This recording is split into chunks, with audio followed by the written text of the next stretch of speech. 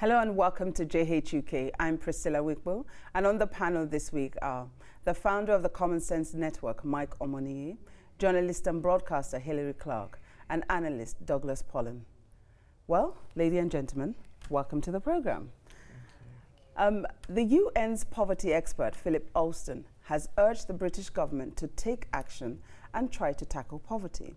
His report published last week found that the government's austerity measures destroyed lives and inflicted unnecessary misery on the poorest and most vulnerable members of our society. Let's take a look at what he had to say. Who are completely unable to cope go to a benefits office, go through the process of applying, succeed, and they're told, good, you've got nothing, you're really in desperate straits, go away, and maybe in 5 weeks, if you're lucky, although it might be 12, we'll give you some money. They're plunged into misery and despair. They're plunged into a circle of having to beg from family and community. And then DWP will say, no, no, no, but we could give you an advance. So they'll provide an advance if you're really desperate. That advance then needs to be paid off at the rate of 30% from each of your paychecks when they finally start arriving. So you are guaranteed that with a very small benefit amount, 30% of that is immediately taken off. And so it's really getting off to a great start and giving people a wonderful sense of the whole universal credit and DWP process. That should be changed immediately. Well, Hilary, Mike, and Douglas. First of all, the UK is the 5th biggest economy in the world. 14 million people in poverty. 1.5 million people are destitute. Now, when this report went out, I don't know what you all thought. When I saw the video, I certainly thought, ooh, Mike, what did you think? Well, it's not news to anybody that the UK has a massive issue with its priorities. If the UK wants to tackle poverty, it can. It just depends what it prioritizes. I mean, we can find money for EU divorce bills. We can find money for all sorts of things. But you know, housing people who are displaced from their house at Grenfell still hasn't been done yet. Tackling knife crime, as we're speaking about, still hasn't been done yet. And again, poverty is something that the country still fails to address. Joseph Rowntree Foundation have published countless reports now about the numbers of children, pensioners who are still going to be displaced because of poverty. I just don't think the government cares. I mean, Hilary, the government were very critical of this. We've had 10 years of austerity. Amber Rudd, you know, effectively she was just like, this is extraordinarily political, for one thing. When you saw the video, you know, and heard the ongoings, what were your immediate thoughts? Well, I think it's absolutely, we have a massive poverty crisis in this country. And the fact that the UN has pointed it out shows something that I've thought for a long time, that poverty is no longer, you know, in developing countries and poor old Africa, and people like to think about that. It's here in Western countries as well, and we need to address it. And universal credit, I think, has been a universal disaster, you know, because it's putting the onus, the burden on the poor. It's saying, you know, it's that whole kind of losers, you know, it's your fault you're poor. Have you ever not had any money and then you have to wait 5 weeks when you finally get it? You owe absolutely everybody, and you're paying off debts, and you're like back in debt before you even start. And then to think that they're going to start charging 30%, you know, interest rates, it turns the government into a loan shark. Douglas, I don't know if you feel as strong as Hilary does, but Amber Rudd, our pensions, works and pensions minister, one of the words that she used, which I thought sounded somewhat defensive, was highly inappropriate. She said the report was highly inappropriate. Did you think it was highly inappropriate? To be honest, I mean, I think that's quite rich coming from her, because the UN produces reports about countries all over the world, and these reports are used to beat those countries up. So, yeah. I mean, why don't we accept the report as it's come? And why can't we reflect on it and see the massive problem it highlights? There's no need to deflect. I mean, 14 million, that's a big number. To turn around and criticize the tone of the report, rather than the content of the reports. Well, I mean, we are that's the fifth quite biggest tragic. economy in the world. So, you know, to say that we also have poverty when we like to lead on donating to other countries, you know, do you think that we're in a bit of a denial? Because as far as Alston is concerned, we are in denial, or the UK government are in denial of the report. Hilary, I know you're very, you know, concerned about this. Are we in denial on this? Yeah, I think it's a denial because nobody wants to be told by an international, no government wants to be told by the United Nations that you're really not doing very well in looking after your own people, do they? I mean, you know, it doesn't look good. So of course they're going to be upset and say it's political. And it is political because poverty is political.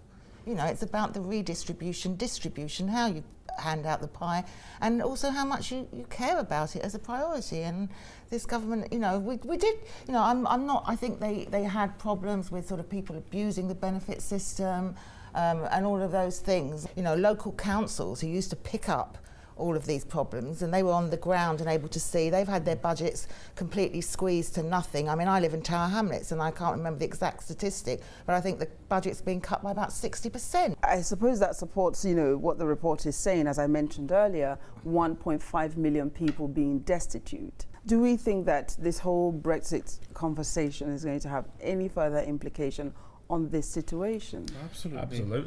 Yeah. Absolutely. And the tragedy about it is the people who are suffering now, the 14 million, are going to take another hit. They are the ones who have no option to open a fund in Ireland or get German passports for their kids or go or move somewhere else because they've not got the funds to facilitate that move. So ultimately, that number may jump, it may double. We don't know what's going to happen, but definitely those 14 million people are going to be the ones to bear the brunt of any fallout from Brexit, which is quite tragic. One of the things that Alston was also saying in this is that the UK government have not even begun to look at the likely impact of Brexit on these people who are on universal credit, those who are really, you know, at the bottom of the food chain. It's about priorities. I mean, this is not the first time I'm debating poverty or talking about poverty on many platforms. The issue is, what does the government prioritize? What Amber doesn't really like is the fact that the UK's dirty laundry is being aired for everyone to see. But the truth is, if this is something, I mean, if you look at Singapore, I mean, there's places in the world where that they don't suffer with this simply because the government has decided this is going to be, you know, a focus for us to root these things out. But if you remember a couple of months ago, most news outlets covered this announcement by Theresa May that the end of austerity was and we all got really happy when by the that, budget, right? when the budget was. Ask her now what she thinks about austerity, what she thinks about. There's this ideological fetish the Conservative Party has with cutting, and it's something that we have to talk about. It probably requires some psychological treatment, but the idea that, you know, the way we kind of get out of the way we have economic boom, so to speak, is to further cut and cut in a way that actually displaces those at the bottom of the society. I just don't get. Hilary, I know you were nodding your head there, but you know, let's go back to universal credit, because when it was brought in, the whole idea, as you mentioned earlier, was to streamline things and to make it a lot easier. But we've seldom heard a report about it being easy for those who are having to access it. There's been problems with accessing. There's been problems with people getting their credit when they should have done. There's been so many problems to it. Surely, with the call, you know, for change and, you know, this report, should the government not be revisiting universal credit? Well, I think so. I certainly think so. I mean, I think it was a classic example of the policymakers not understanding. They didn't have a clue about the people they were making policies for. You know, people often struggle with poverty. There's many, many reasons for poverty, you know, and in this country, a lot of it has been to do, you know, massive rents, 0 hours contracts, it's the working poor, you know, people struggling, 2 people doing a job, they haven't got enough money to pay the bills, you know. Amazing. And we all know families like that. Anybody who's just sort of just normal does know people like that. They don't know.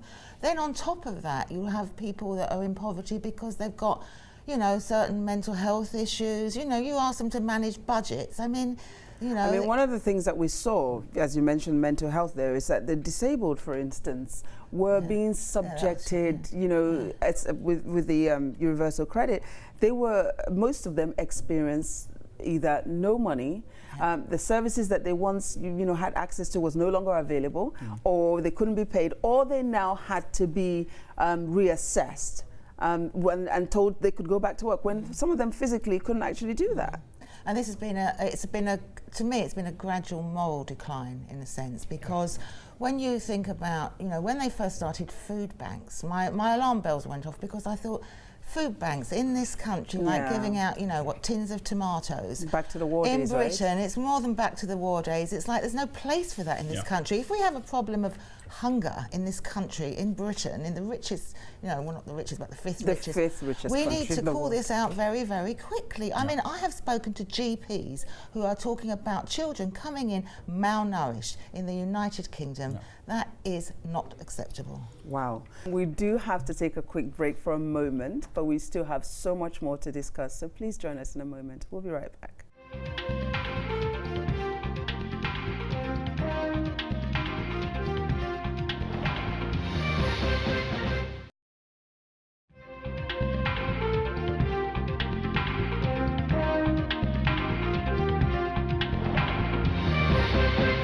Hello and welcome back to JHUK.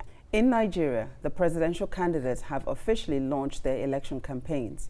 President Buhari was the first to launch his campaign called The Next Level. In Abuja on Sunday, alongside his VP, Professor Oshibajo, and the APC National Chairman, Adams Oshoima, his campaign video was in the form of the voice-over animation. In complete contrast was the campaign video launched by Atiku Abubakar the following day, where he appears speaking to the camera. Democratic Party to fly their flag as a candidate for the office of the President, Federal Republic of Nigeria. Today, I'm formally presenting myself to you as the presidential candidate of not just the PDP, but of the hopes and aspirations of all Nigerians.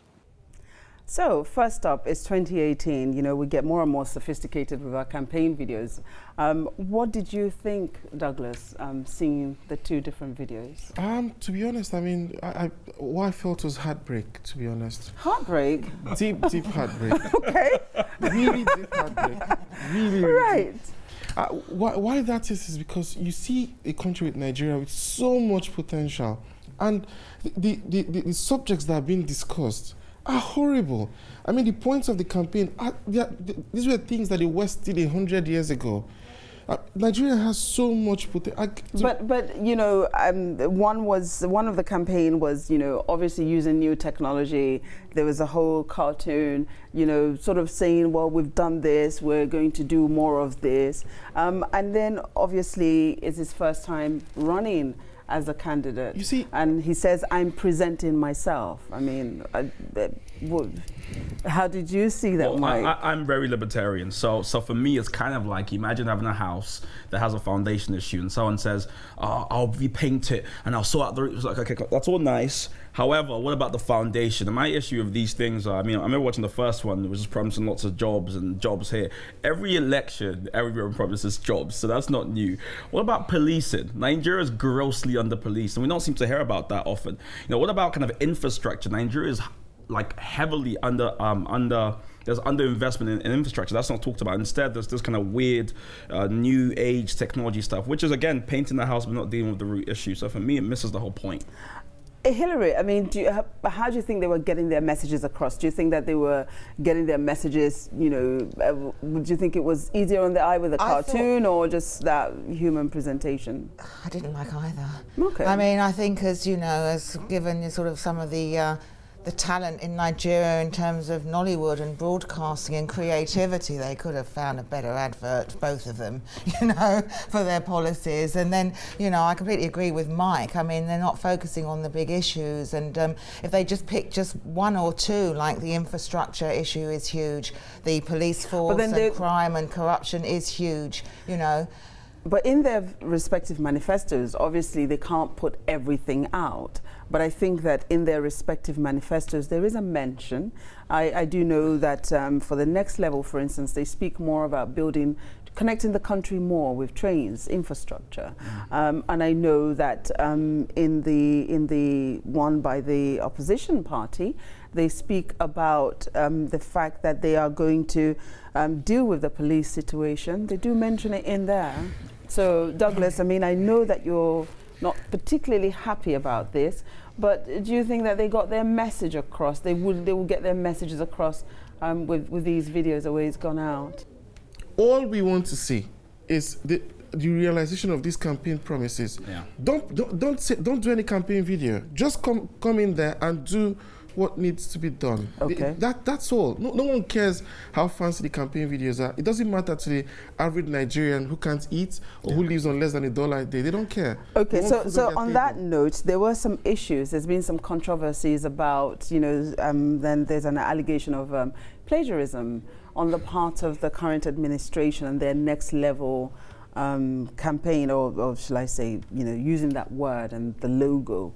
Is this the tip of the iceberg? Do you think that this has gotten to the point where the public are, going to have some kind of reaction? I hate to be that guy. I mean, I want to pull up a seat next to Douglas because we are the same. Like, we agree. I'm not a cynical. I don't mean to be between you. I don't mean to be a cynical, but my issue is, corruption, Nigeria, unfortunately, the past few years, they're synonymous, aren't they?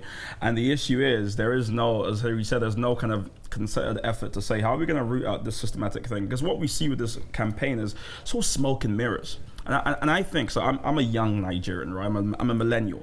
And I am tired of hearing that Nigeria has potential. I hear what you're saying, but we just spoke about the United Kingdom. Yeah. And every election, we have promises right Yeah. across. Who's going to do what? Who's going to create jobs? Who's Yeah. going to do what? And, we've had 10 years of the Conservative government and austerity. We've just spoken about the impact of that. I think the only difference there is, right, you said in their manifesto they mention policing, and that's good. Yeah. I don't think mentions is enough. The first point of a state government is to protect its people. That's the first order.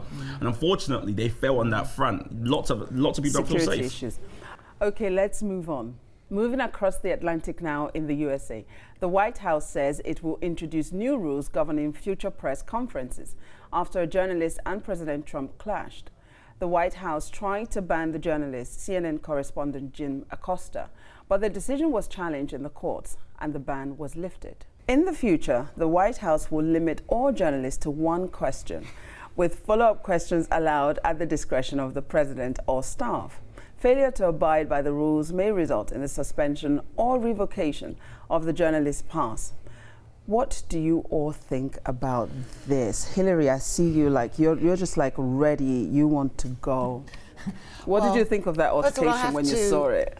I do have a small interest. I sometimes work for CNN, so I have watched this, and they've been excellent. Christiane Amanpour was the first one to call out some of Trump's tactics in terms of trying to suppress the free press, and this is just the latest example. They quite rightly challenged Trump's actions, but he's now come back with these conditions to get your press pass, one of them being you can't come back on a question. Well, that's ridiculous. If you ask a question, i.e., everybody saw you killed your wife in the street, and he says, no, I didn't, even though everybody saw him, you can't do that. You need to be able to come back. Politicians will always try and dodge questions, and journalists need to be able to. Trump his use of language is quite interesting. One of the things he said was Jim Acosta was rude. He said he was a very terrible person. Do we think he's crossed the line now? So I get really passionate about Trump because I think he doesn't understand. He's the president. I don't think he gets that yet, which means all the chips are in his hand. He has the power, right? So what you have typically, the way democracy was designed, and I don't think he's looked at this ever. I don't think he's read ever. The way democracy is designed, the media typically holds the powerful accountable. You cannot do that if you're suppressed. And for some reason, he's so thin-skinned that every time someone asks a question that he doesn't like, he starts to fluster as though he's not the president. You just answer. His supporters will say that the press have really been on him. They would say that CNN have been unkind. CNN have not really transmitted anything else but Trump since his arrival. Douglas, I don't know how you see that. Someone once said, I'll leave that to your imagination, right? Yeah. That there's freedom of speech. What they don't have is freedom after speech. That's exactly what you've got here. That's all I was saying.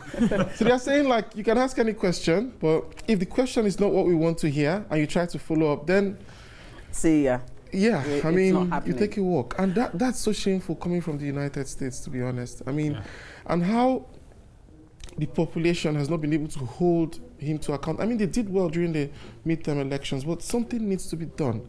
Congress needs to step up and demand some kind of order. I mean, that's what they need to do. But do we think that this new rule is going to stand, though?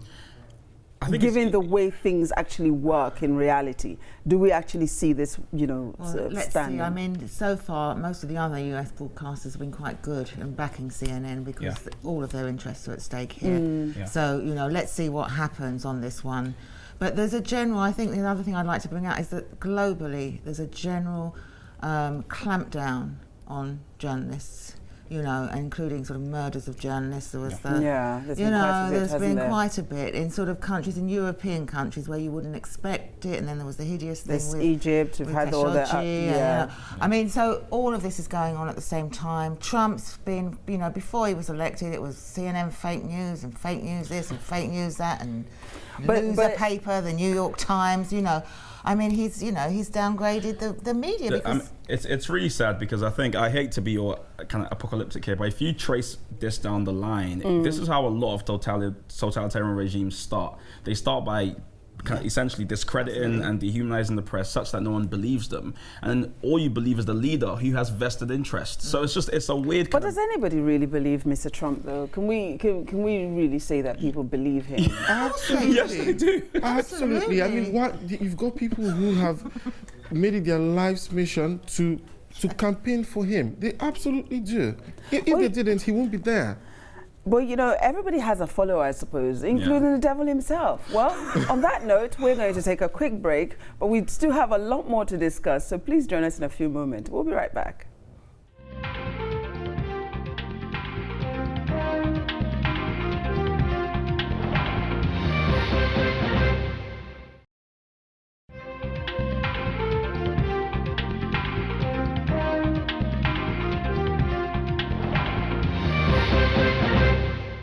Hello and welcome back to JH UK. So, back to base.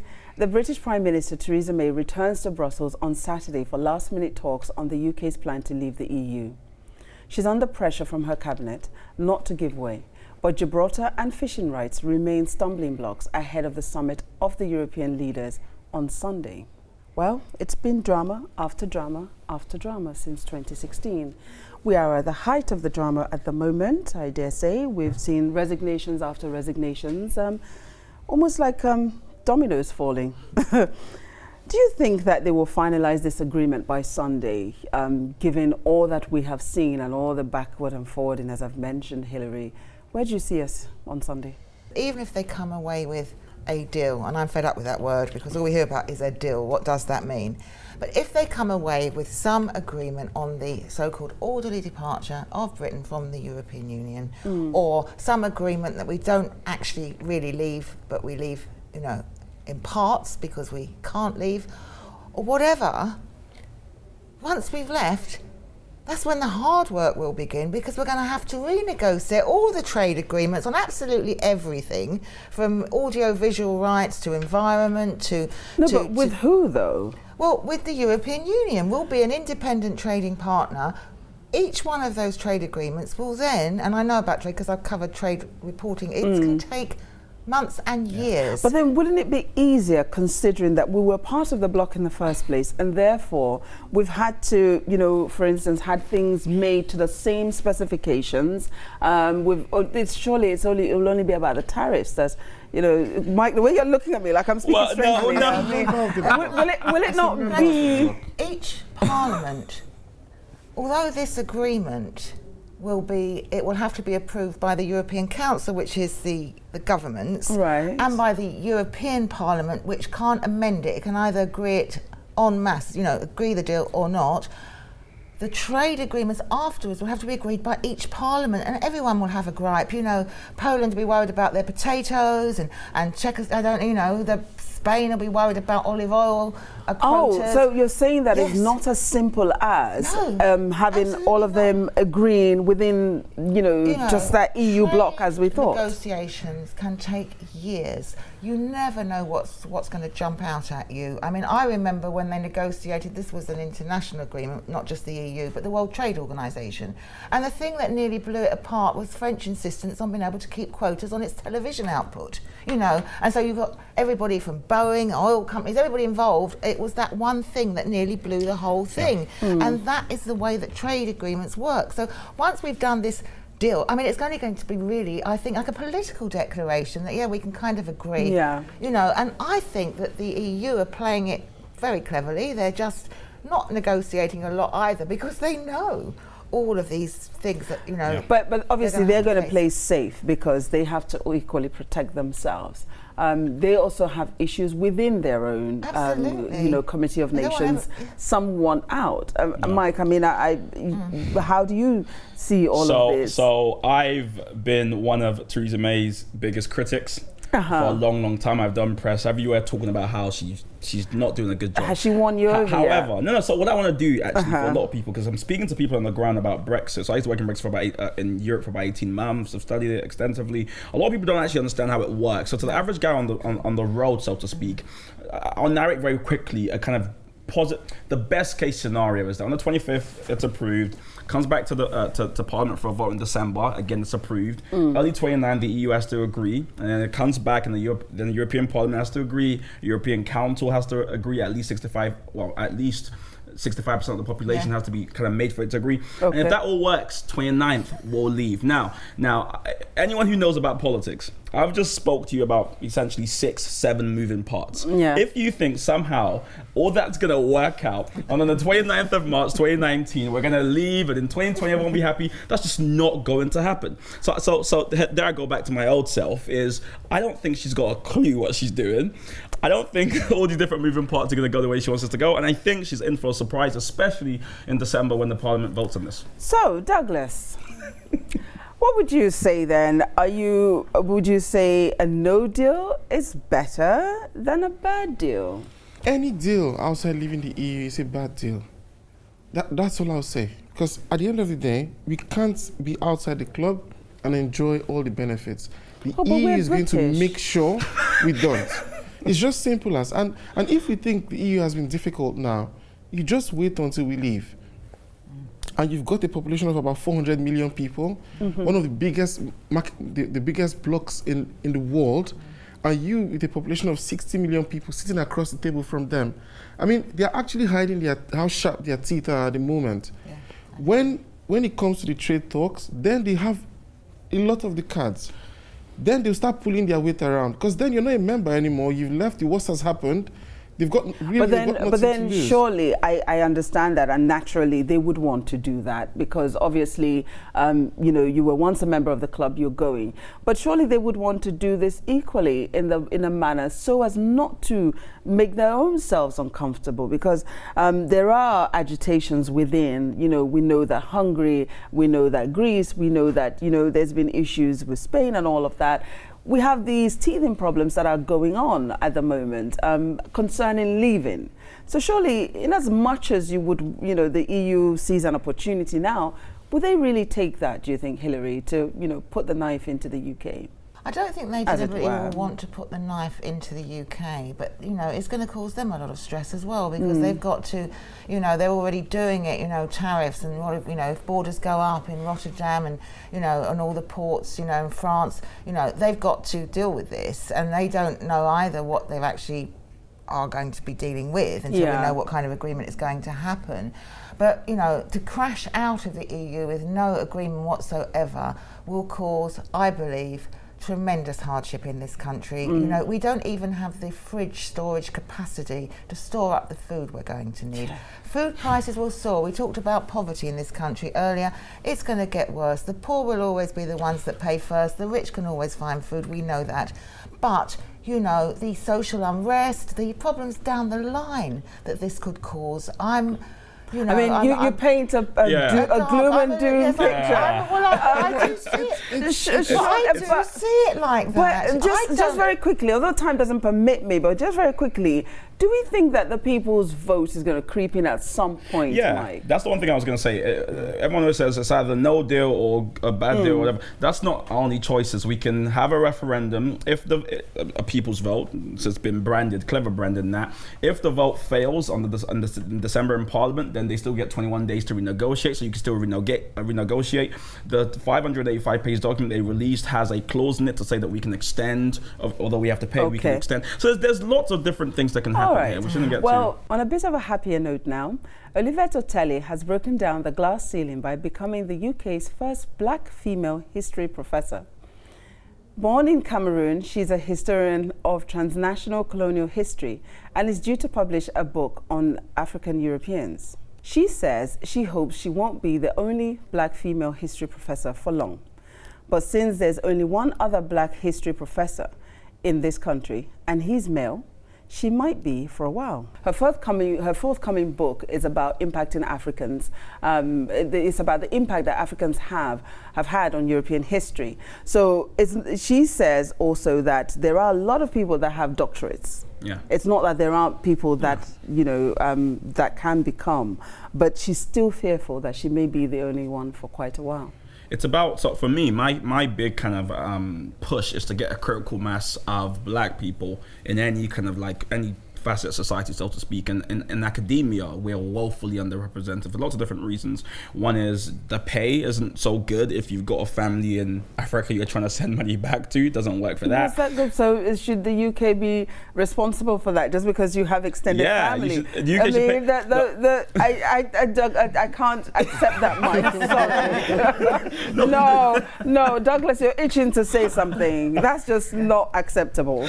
I'd say it's a very good step in the right direction, and what I hope would happen is what she's achieved would motivate more women, especially African women, to aspire to what she's achieved and try to achieve it themselves. I just hope people are inspired, especially African women. I mean, Hilary, I was going to come to you. They say that history is written from the side of the victor. Absolutely. Until the lion learns to speak, the terrors of hunting will be weak. So does it mean that things are finally changing then? I think it's wonderful because, I'm a little bit of an amateur historian myself. History was absolutely whitewashed in terms of colonial history. But there's plenty of clues and there's plenty of stuff that didn't get out, that need to come out. I mean, just to be taught even in the classrooms with amongst 5-year-olds and 7-year-olds. So are we likely to see more? Well, I think it's a start. Professors? It's a good start. Let's hope we do. It obviously will arouse more interest. I mean, at the moment we just have, I'm sick of Black History Week actually because you always get the same old stuff come out, and hopefully we'll get, a better take on it, and also it's a woman's take on it as well because women are kept out of history. They're not talked about. The whole colonial thing can be re-looked at. On that note, I wish we could go on, but we do need to take a quick break. We have so much more to discuss when we come back, so stay with us. We'll be right back.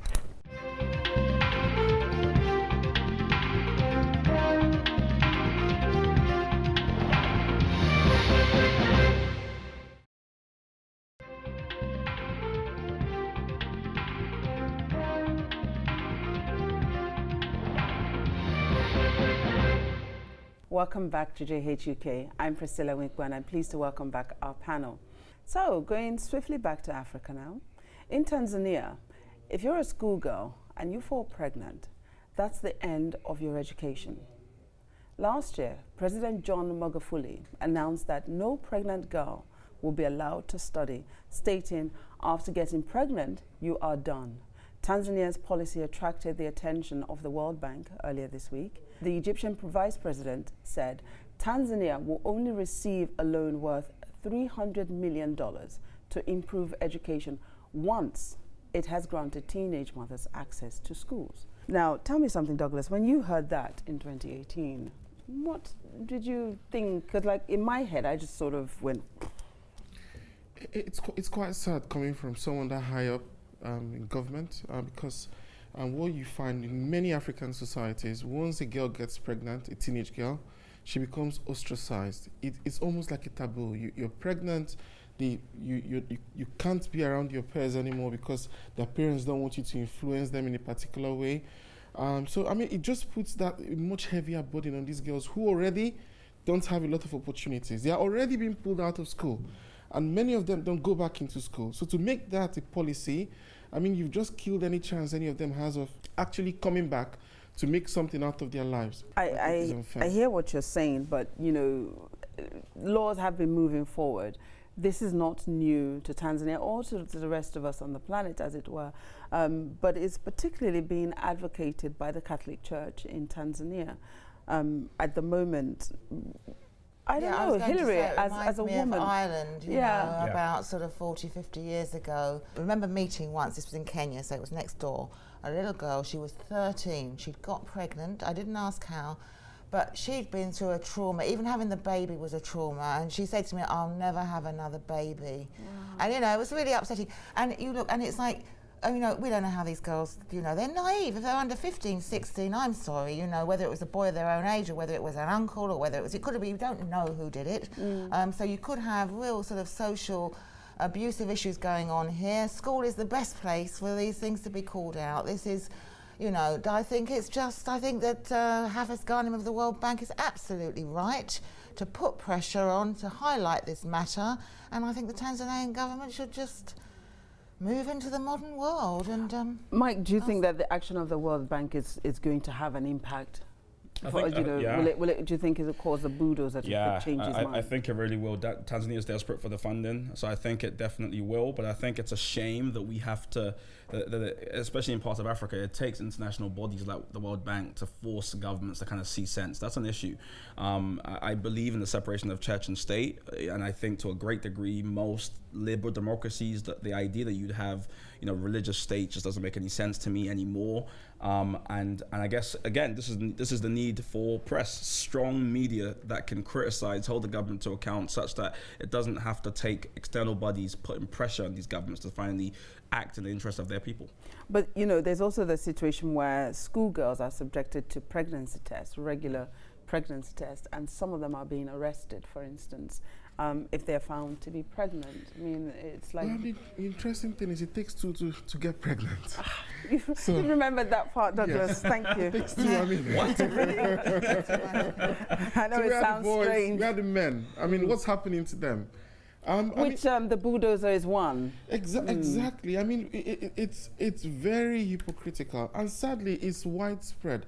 I worry that, like, they would say yes, we would allow them back into schools, but what would actually happen on the ground is what is already happening. It's not anything new. It's happening already, although it's informal. He's only tried to formalize it. So it's not as if, we are going to let them back in and then it's going to be everyone is happy ever after. It's something that it's already there. I hear you there, Douglas, but surely the civil society will exist in Tanzania. The third sector, they will have all of these NGOs equally that are operating. What should they be doing to help government to look at tackling the root of the problem instead of just sort of going down this one route of it's a girl problem and not necessarily a societal problem? I think the first thing is demanding the right to all women, young women, girls, to go to school. So we're back to sort of what the World Bank said, because then it's all out in the public, you know, and there's a place for them to go and they've got sort of opportunities in the future. So I think, let's hope that civil society does call this one out. And, you know, and then it's just back to sort of the basic, you know, young girls, sex education, you know, and how do you say no? Well. A lot of girls are sweet and shy and they just don't know how to say no, you know, and I'm really, really sorry, and that's the way it is in many parts of the world. Well, I don't know what the educational system is like in Tanzania, but I do know that, you know, for some children, they are brought up and they're virtually a recluse. Some of these things are kept away from them and they're not clued up on it. And if somebody don't tell you that, look, this is what it means, expect this and so on, you know, you won't really know until you fall prey. It's education for, I mean, you kind of alluded to it there. This is not a women's issue or kind of like women to band together and like fight the government, so to speak. It's everyone, young boys, young girls, men and women need to all think. And this is why you need a thriving liberal democracy, because, you know, the whole idea is that you got a government that sometimes tilts towards tyranny, but then you got a population of people who are active, who can kind of correct that tilt. And that's what you need to have a fully governing country. You need those two parts, and so far it seems as though Tanzania's unduly invested in the population, the people, in that kind of active citizenship, and now the government just does what he wants. Well, just on that note, we're going to move forward. So what would you do if you were a passenger on a plane and the person next to you is so big they spill over into your seat? One passenger is suing an airline for $10,000 for injuries he says he sustained after he was seated next to a man who he says was the size of the late New Zealand rugby player, Jono Lomo.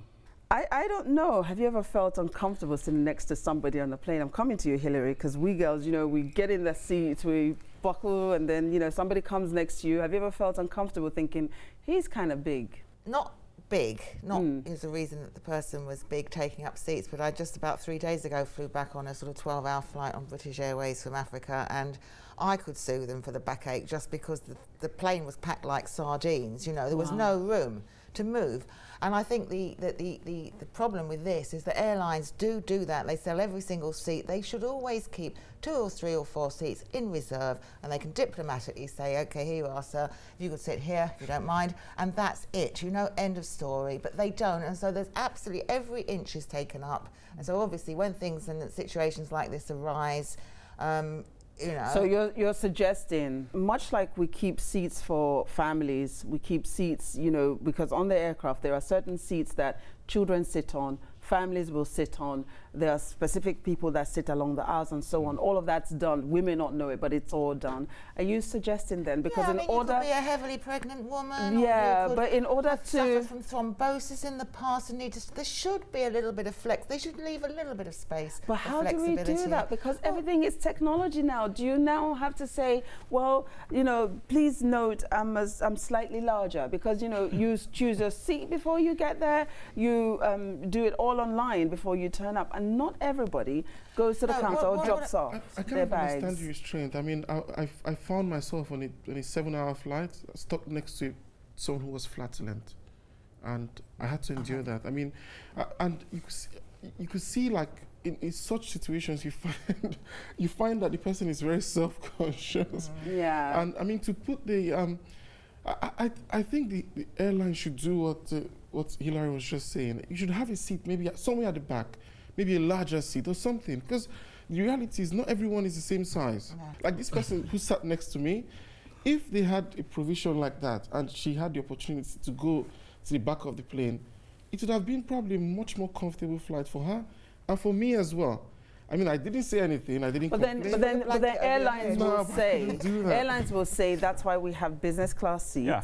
And airlines are also, what they're doing now, I mean, it's changed, hasn't it? The way we used to travel once upon a time. Now we've got, we're removing leg room so that we can have more chairs in, more seating. We're also, as I said already, you do everything online before you get there. So, but then they would say, well, we do have the business class seats. Well, you can buy that and be more comfortable. Yeah, I've never had this For problem. either party. I only ever fly first class, so I've never. Oh, wow. So let me move on to everybody else. I don't think that's realistic. That's not realistic for most people, because, you know, you can get a 500 quid return flight, but it'll be £5,000 if you go business class. I mean, it's, you know, it's price. It's prohibitive for most people. So when we find ourselves in this situation, how do we treat one another? Because I think that's the most important part. With compassion. With Yeah, that's compassion. hard, yeah. I think one thing, as a libertarian, I get a bit wary of consumer complaints because people demand cheap prices. Everyone wants a dirt cheap price. I agree But with then you that. also want, you know, first class kind of luxury. You can't get both. I wish we could continue with this conversation, but it will appear that that's all we have time for on this edition of JHUK. Don't forget to join us at Real JHUK on Facebook, Twitter, Instagram. And thank you to my guests today. Thank you all for being here. I'm Priscilla Winkbo, and from the entire team here in London, it's goodbye. Thank you for watching. See you soon.